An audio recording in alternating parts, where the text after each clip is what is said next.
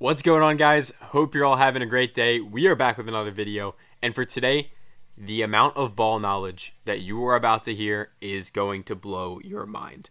So I got a 5-man slip, and this is my favorite picks for all of week 1 in the NFL. Later tonight, we'll be dropping the Chiefs versus Ravens free pick video, but for this video specifically, it is just going to be my 5 favorite best bets of week 1 in the NFL. And I could not be more excited to get into this. So without further ado, let's jump into it. For those of you that don't know me, I'm banned from multiple casinos. I have proof of that on my YouTube.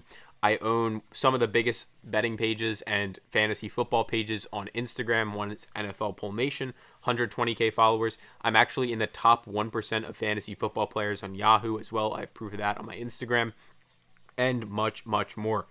But let's jump in. My 5 favorite picks. The first one is Jaylen Herz higher than 36.5 rushing yards against the Packers on Friday night. So we have a game in Brazil. Again, this is not going to look very pretty on paper, but again, these are all just straight off knowledge. So look, let me explain this to you.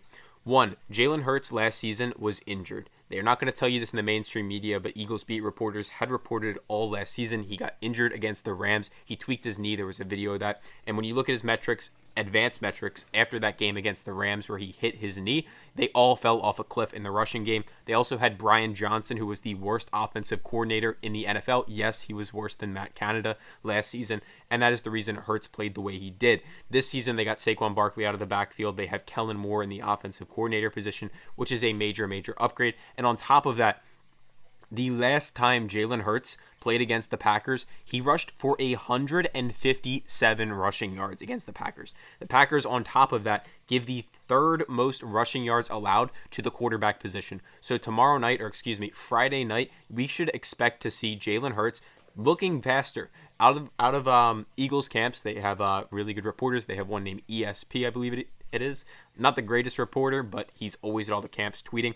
And word on the street has been Jaylen Herz looks a lot faster. He looks healthier, and he looks happier in this new offense.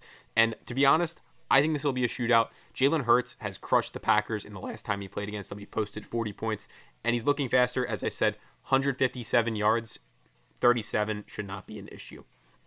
The second pick we have on our slip is going to be Nico Collins over 67.5 yards. As we can see, Nico Collins is matching up against the Indianapolis Colts. The last time he played the Colts, he literally hit this on the first play of the game, I believe it was.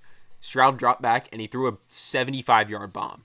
So Colts, his 2 matchups against the Colts last year with CJ Stroud, he put up a combined 350 yards almost, just on the Colts. But that's not the reason I'm taking him. Because there's going to be a lot of people watching this video like, yeah, man, you know they got Stephon Diggs. You know they got Tank Dell. You know they got Joe Mixon.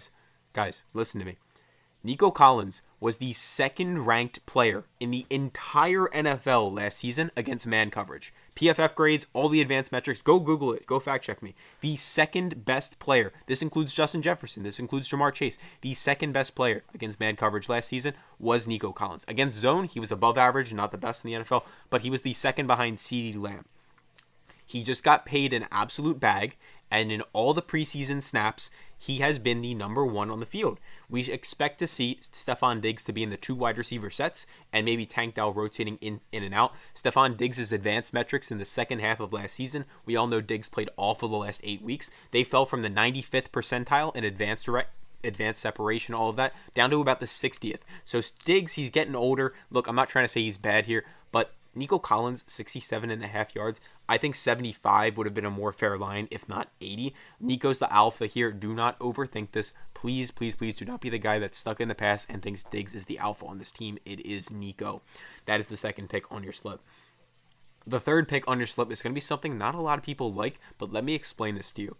So, Tony Pollard higher than 58.5 rush plus receiving yards. So, there's going to be people watching this video now that are like, yeah, man, you should have saw how could we take this pick if Tony Pollard was so bad in Dallas last season?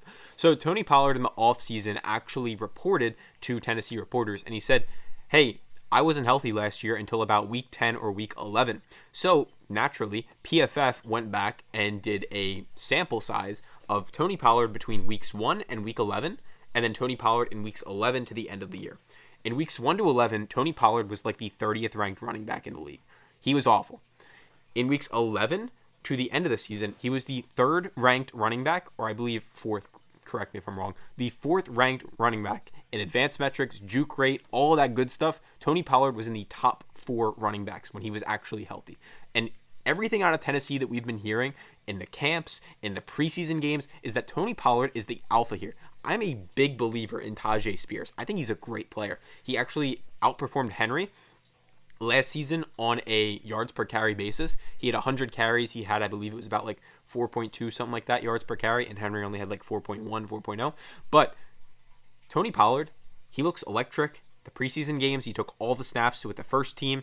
Tony Pollard came in, or excuse me, Tyjae Spears came in for the second drive, but then Tony Pollard came back in on the important downs, the short yardage situations. And to be honest, the Bears in Tennessee, this could be one of those games that sneakily has a bit of a potential to be a shootout. I don't think it will, but we also have Brian Callahan coming over, and that is going to make this Tennessee Titans offense look so much different. For context, guys, Brian Callahan, he was the offensive coordinator in Cincinnati last season, and in games where Joe Burrow was hurt, they had Jake Browning come in, and he threw for about 300 yards per game with Jake Browning. Now he's got Will Levis with Calvin Ridley, Tyler Boyd coming over, D-Hop's injured, and with D-Hop going to be out, we can expect to see guys like Tony Pollard catching more passes. So I also really like Tony Pollard's over 10 receiving yards. The Bears do have a tough running defense, but they do have a very weak receiving defense. So yeah, Tony Pollard, over 60 yards. He should crush this line, in my opinion. Probably get in the 70 range. So, yeah, lock that one in. The last pick on the slip that I'm going to give you guys is Jamir Gibbs, over 21 receiving yards. But before I get to that one, I have another free pick for you, and that is Travis Kelce, over half a yard. Literally, for him to get 1 yard. That's it. And you're going to be able to get this when you deposit and sign up on Underdog using the code PISTONS. That's the app that all these picks are on. So when you use the promo code PISTONS, not only do you get that free winner on Travis Kelce to get 1 yard, you're also going to get a 30% profit boost token. You're going to get a mystery promo on Friday. You're going to get discounts on Saturday for college football and a DAC promo on Sunday. So you're getting all of that with the promo code PISTONS. You're getting a 50% deposit match. And as an even more bonus, send us a screenshot when you deposit to this email. You'll get a free month in my VIP group with over 10,000 other people. So, 4th pick on the slip now, the last pick on the slip after that Travis Kelce, is going to be Jamir Gibbs, over 21.5 receiving yards. So, Jamir Gibbs, he didn't really hit this much at the end of last season. You can see, or until the end of last season. In fact, he didn't really hit it much at all. Now, yes, preseason, he does have that hamstring injury scare. Multiple doctors, team reporters, even Detroit doctors have come out and said, this is a mild hamstring strain. It's a grade 1. He'll be completely good to go with no limitations for week 1. Is there a mild re-injury risk, about 10%, which is what fantasy doctors have been saying? Yes, but we don't expect him to get hurt. We expect him to play at 100% according to all the doctors. And reason we're taking this bet, so look, Jamir Gibbs was eased in last season, and that was to the dismay of like every fantasy football fan and everyone out there. But Jamir Gibbs is a special, special talent. Because you see, about halfway, or really 3/4 of the way through the year last year, Dan Campbell started feeding this guy. And it looked like, as we got towards the end of the year, and especially into the playoffs, Jamir Gibbs started taking a lot of the work role. Of course, David Montgomery is that thumper. He's going to get his carries. I'm not saying he's not going to. But Jamir Gibbs is taking all of the receiving work. Monty only got like 1 to 2 catches per game.